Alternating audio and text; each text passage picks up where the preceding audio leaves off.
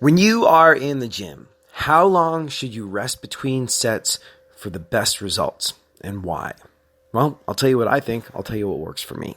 Hey, you, it's AD Roundtree. How are you? Welcome to this, your Tuesday edition of the show. Tuesday, the 1st of March. A whole new month. And like every day that goes by, your Tuesday, that's another step that you have taken forward. You're doing awesome. Hang in there. You got this. You are a badass. And if you need something, if there's anything I can do for you to make your Tuesday better, hit me up. I'm here with you.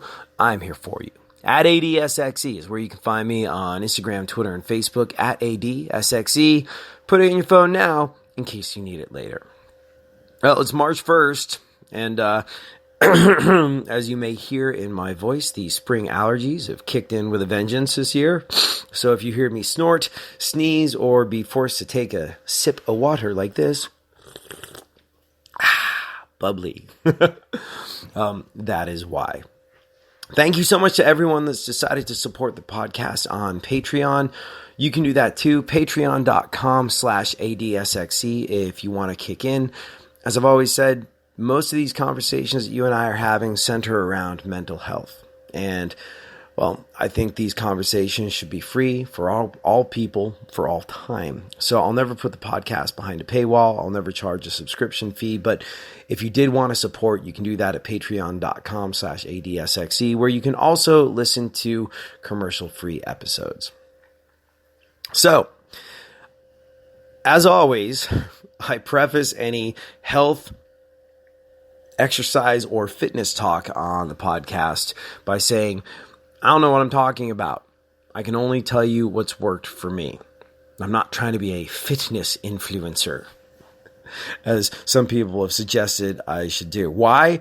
Well, because quite frankly, I'm not super into fitness. I exercise regularly, and I know what works for me, but I don't really know what's going on. And it's not the hugest part of my life, but it is a vital part of my life. And I have found that the more you look after your body, the more your body will lead your mind in productive places. And the mental health benefits of exercise are just, well, they're, for me and a lot of other people, they're really, really significant. But like I said, every single time I get a health and fitness question on the podcast, it's invariably after people have gone on Instagram and seen my before and after picture, where I went from being fat to not so fat, lost 50 pounds. And I stress this every time we talk about this stuff, it's important to recognize that 50-pound weight loss that you see in a picture where I go from being your tubby, chubby, wubby friend to being reasonably ripped and in good shape, that's a year's worth of work there. I lost 50 pounds, which sounds like a lot, and it is, but it really equates to about a pound a week. So it was a pretty gentle, not crazy, not over the top process. It involved eating less and moving more and lifting some weights. And I think consistency is key. A lot of people don't want to hear that it takes time, but not only does it take time, but if you give yourself time to get in shape, well, then you're in a much better place to set yourself up for success. If you give yourself a whole bunch of unrealistic expectations, oh my gosh, it's June, July 4th, I've got to be on the beach. Well, I'm going to lose 50 pounds in a month. That's going to lead to some crazy, irrational behavior and not good results, I'm guessing. And there's a pretty good chance that it'll leave you feeling discouraged. But if you go, all right, I ate my way through Halloween, Thanksgiving, Christmas, and New Year, and there was a whole lot of chocolate consumed on Valentine's Day, but now it's February and I need to get in shape, and you want to give yourself until the summertime to do that, well, then you're off to a much more promising start. The easier you can make it on yourself, the more you're likely to keep going. And it's the consistency. It's keeping going. It's, getting off track one day and realizing it doesn't matter because you're going to get right back on track the next day. That is what is going to get you to the place you want to be, which sort of segs into this question I got from Michael. Michael says, hey, AD, I've started your workout program. I would call it an exercise program. Something about calling it a workout program seems so knuckle draggy to me. But I've started your workout program. And not that I think you're knuckle draggy when you say workout, but I feel knuckle draggy when I say, I'm going to go work out. No, I always say, I'm going to go exercise. Working out is something that buff people do. I'm just trying to, live a long, healthy, happy life. But here's the thing. Michael says, I've started your workout program. I'm loving it. It's great to have a plan that's easy to follow from someone who's not on steroids and trying to sell me something. Yeah, there is a lot of that on the internet. If you go to Google and say, I want to get in shape, or I want to lose weight, or I want to lose fat, or I want to build muscle, you will encounter all manner of people trying to sell you all sorts of things. And there's all sorts of contradictory information out there. Now, the workout program that Michael's talking about is not my program. I didn't come up with it, but it's the program that I use, the program that I've always used, the program that got me in shape, the program that keeps me in shape. It's some very, very basic stuff, 3 days a week, consisting of kind of old-timey things, what we call compound movements, which incorporates a whole bunch of muscles all at once as opposed to focusing on one specific one at any time. Things like the bench press, the deadlift, over-the-head shoulder press, weighted pull-ups, and squats. I think that's about it. I'd have to look at my sheet, but you'll notice there are not a whole bunch of curls for the girls built in there. They are exercises that hit a lot of muscle groups all at once. It takes about 45 minutes 3 times a week. And if you combine it with the right nutrition and you stay consistent with it, I have a pretty good feeling that you will see some results that make you happy. And it's not my workout. I got it from a guy on YouTube called The Last Natural, who I liked for the exact same reason Michael's talking about. He wasn't trying to sell me something. His program was on there. Obviously, he was trying to get YouTube views, but he was sort of anti-fitness industry. He wasn't trying to sell people stuff. He wasn't a roided out freak.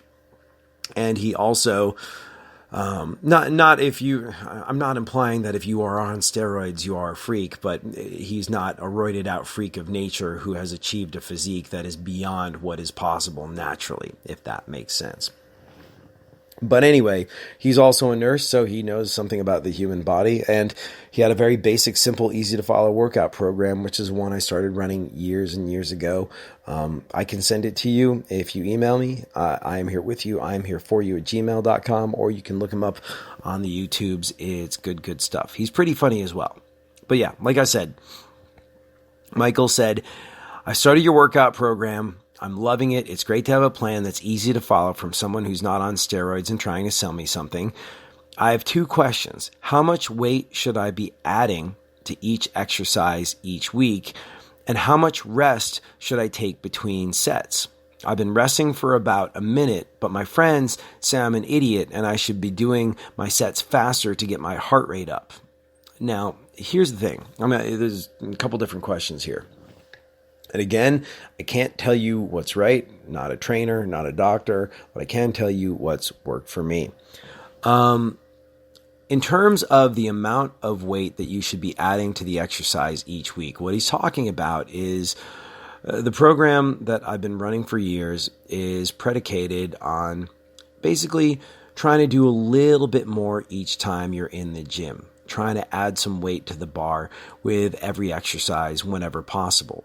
Now, what I find is the best way is to build things up slowly. You're going for what's called progressive overload, meaning you are progressively overloading your muscles, and because of that, you are going to see some growth, some gains, bro, if you will, and some strength gains to be sure. I try and add as little weight as possible every time I go up. I don't want to take a huge jump up and put myself way beyond my capabilities. What I'm looking to do is just a little more than I did last time, every single time. And for that reason, if your gym doesn't have them, Most do now, but if your gym doesn't have them, it could be worth you investing in some, well, I think they call them micro plates, small plates that are 2.5 pounds each. Little tiny silver dollar looking things, pretty much. And with all of those, the idea is to go up 5 pounds each time. Your bench press, for example. If you bench press 150 pounds, 3 sets, 5 reps, well, the next time you should try and bench 155 pounds. And the next time, 160 pounds. And every single time you hit that exercise, you're adding 5 pounds more, which doesn't sound much. 2.5 pounds on either side of the bar when you're bench pressing looks like nothing. But you'll be surprised how quickly it adds up. And when you take things incrementally in small steps like that, I think you stand a much better chance of gaining strength. I'll give you a perfect example. When I got into the gym, part of this workout plan was pull-ups. I could not do a single pull-up. And what I did instead was I did those lateral bar pull downs, and I just added 5 pounds every single time I could, until eventually I was lifting my own body weight. And once I was lifting my own body weight, I was like, all right, let me try a pull-up. And I could do one.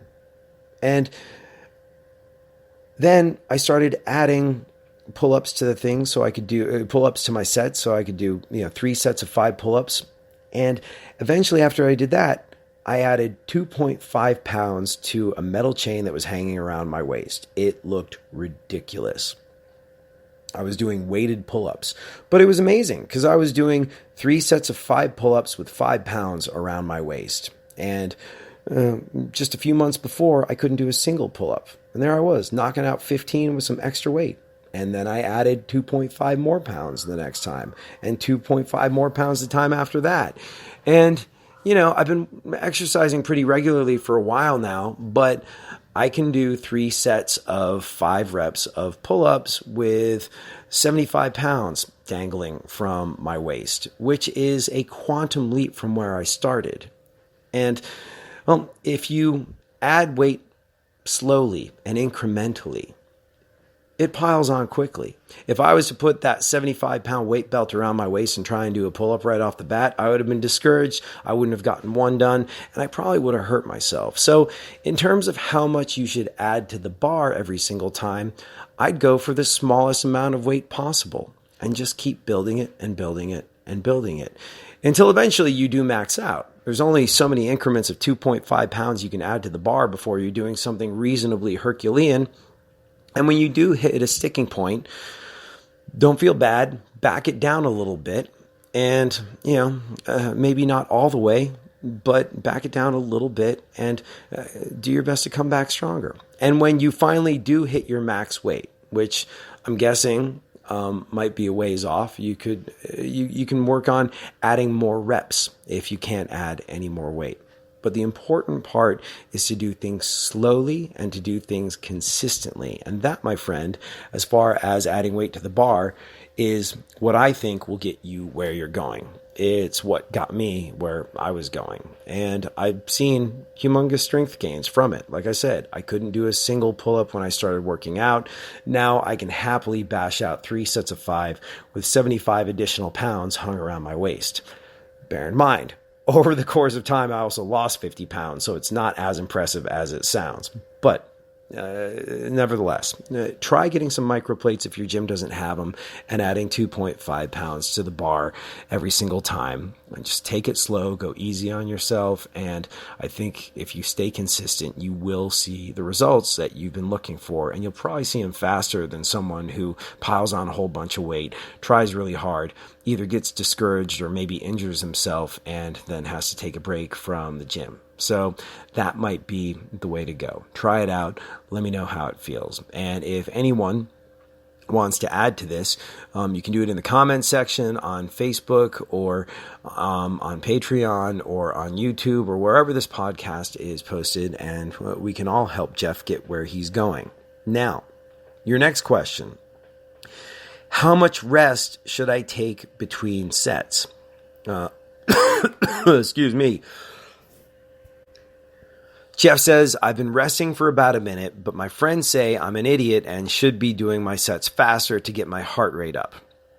Okay, so there's no one right way to do stuff.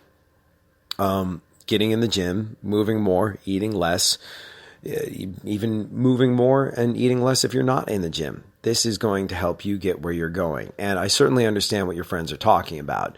When you're doing that circuit training stuff where you're trying to get through your sets and your reps as quickly as humanly possible, and it's like running a bit of a marathon in the gym. And you are certainly putting the work in. There's no two ways about it.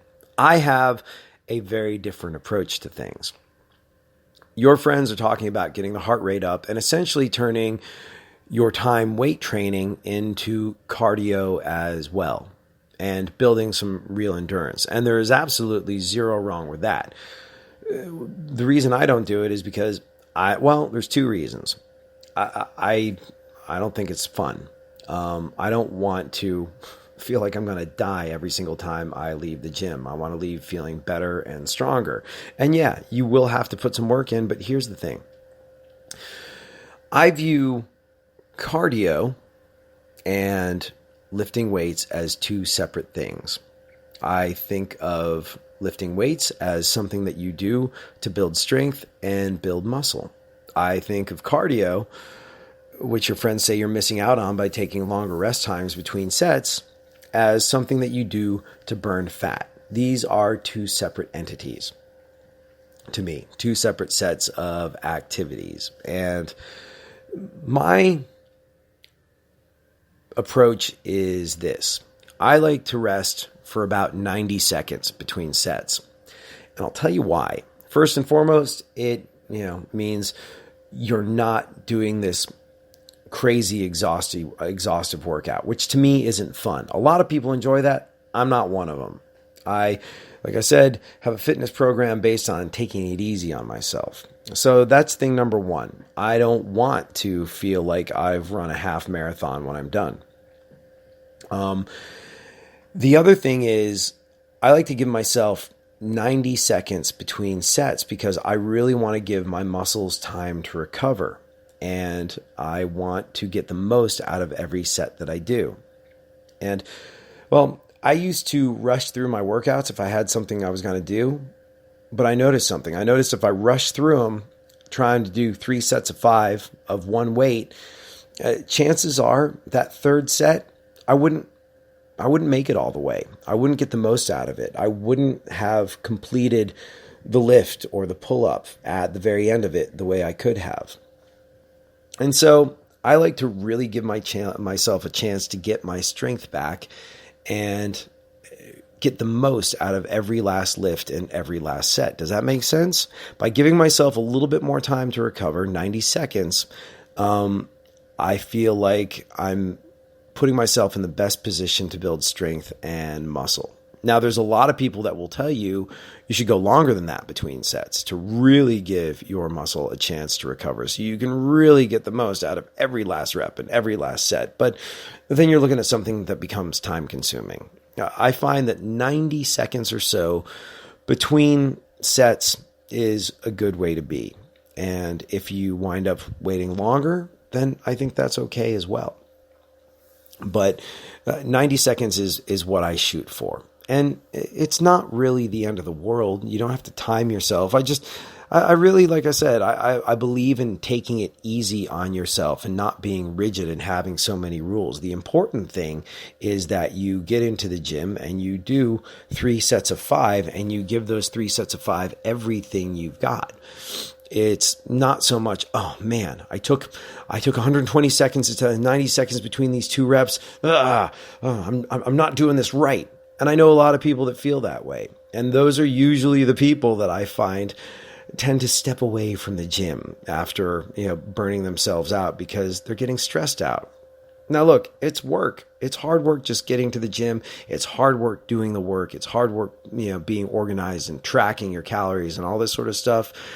It's Not easy. That's why a lot of people don't do it. So I work on making it as easy and manageable as I can for myself and as fun for myself along the way. So there you have it. I would give yourself 90 seconds between sets. Now, on the cardio thing, your friends are talking about the benefits you get of doing these sets quicker. So your heart rate is up, you're sweaty, or you're out of breath. More is taken from you with all of this stuff. And you are burning fat at the same time. Like I said, I like to separate building strength and muscle from burning fat. Cardio is something you do to burn fat. Lifting weights is something you do to build that strength and that muscle we were talking about. So however you want to get your cardio in, go for it. I like a long walk. I like getting my 10,000 steps in, if at all possible.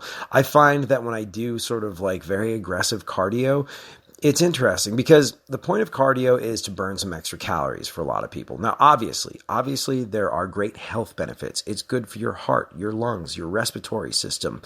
It helps you live a longer, healthier, happier life, reduces risk of cancer if you get cardiovascular exercise, if you get your heart pumping and you get the blood moving. There are so many benefits to it, and absolutely, this is something that you should do. But a lot of people, they just want to look and feel good, so they're trying to lose weight. And one thing I've discovered about cardio is that if you go after it hard, if you get on the treadmill, or if you get out and you run hard, or you elliptical hard, or you bike hard, if you really, really get your sweat on and you go for, I don't know, however long it is you go. After one of those sessions, I feel like I've worked really hard, I'm sweaty, I'm a mess, and I deserve food, and I'm ravenous. I find that, aggressive, fast-paced cardio makes me hungry. And well, a lot of the time, the goal of the cardio is to help you lose some weight. There's nothing wrong with getting your heart rate up. There's nothing wrong with pushing yourself doing cardio, but, well, aggressive cardio tends to make you want a snack, or at least that's the way it is for me. And that's kind of contradictory to what it is you're trying to do. If you do a half hour on the treadmill going all out and you go home and go, I'm starving, I'm going to have like 3 peanut butter sandwiches. Well, guess what? Your cardio went away and then some in terms of the benefits of it. Weirdly enough, I find that leisurely walks actually do a little something to curb my appetite. I don't know why. I don't know what the science is behind it. But if you are treating cardio as something you're doing to lose fat, I'm a big fan of walking. I'm a big fan of anything that makes it easy on you. Plus, there's great benefits to walking. There are so many scientific papers that have been written on the benefits of taking a walk, preferably a long walk. You don't have to do that fabled 10,000 steps a day. I do because I'm kind of obsessive compulsive, and 10,000 is a nice round number, and sometimes it's a little more, but I always try and get to 10. It's difficult because it's time consuming, but you don't have to do that. If you are like me, you probably have something on your phone that tells you how far you've walked, how many steps you've taken, and how many approximate calories it is you've burned. So like taking that long walk, I think that's a good thing to do. I will say this, though. I don't tend to do cardio on days where I am lifting weights because, quite frankly, I don't have enough time in my day. If you do like to do that, especially if you're going to do some aggressive cardio that kind of tires you out, if you want to look, 10,000 steps is 10,000 steps. If you run it quickly versus if you walk it briskly, you're going to still have taken those 10,000 steps. But I will tell you, I would advise that you leave your cardio until after you've lifted the weights. I've found that if I do cardio first, then typically I can't lift as much. I'm not hitting sort of those personal bests that I would hit if I went in sort of fresh as a daisy. So there you have it. I would advise adding approximately 2.5 pounds to the bar every single time you go to do that exercise. Eventually, when you max out, drop it down by like 20-30% and try and break through that plateau. And if you do hit your ultimate weight where you're not getting past it, try and add another rep at the end of the set. If you're doing 3 sets of 5, try doing a set of 6 and seeing how that goes. And eventually you should break through those plateaus. I mean, obviously, there is a point at which you won't be able to lift any more weight because you and I are not super people. But nevertheless, 2.5 pounds to the bar, well, 5 pounds if you're bench pressing at a time. And, well, you'll progress much quicker and much more consistently that way. Rest times between sets, I advise 90 seconds. And I think that you can go easy on yourself if it's a little longer than 90 seconds. That doesn't really matter. If you are going less than 90 seconds, I'm going to guess that you find your lifts are not as complete. You won't get your chin over the bar when you're doing those pull-ups every single time. And I think you stand yourself a better chance of building muscle and strength if you give yourself more rest time. Or you could do what your friends say to do and, do a bunch of circuit training and really get after it. But to me, that does not sound like good times. Anyways, I hope this is helpful.